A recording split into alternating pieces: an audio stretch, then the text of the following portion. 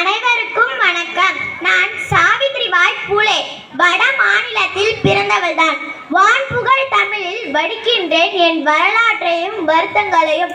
வாசித்துக் கொள்ளுங்கள் செவிகளால். நான் வாழும்போது மறுக்கப்பட்டவள், வரலாற்றில் மறக்கப்பட்டவள். நான் வாழும்போது மறுக்கப்பட்டவள், வரலாற்றில் மறக்கப்பட்டவள்.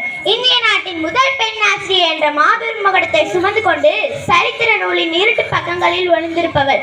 அன்பானவர்களே, நான் ஆசிரியை.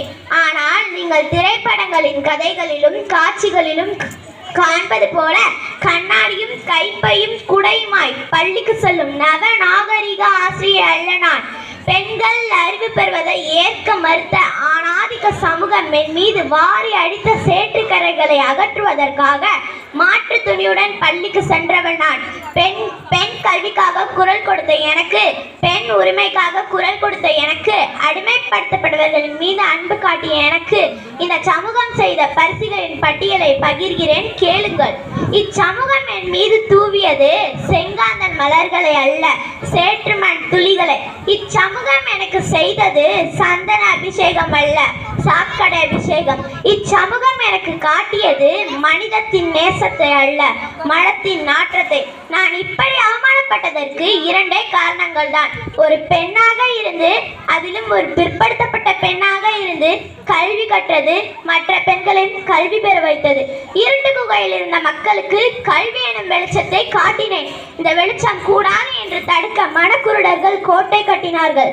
ஆனால் அத்தனையையும் தவிடு பொடியாக்கினேன். ஏட்டுக்கல்வியை தாண்டி கைவினை பொருட்கள், ஓவியம், தையல் என பல பன்முக திறமைகளை என்னிடம் படித்த மாணவர்களுக்கு கற்றுத்தந்தேன்.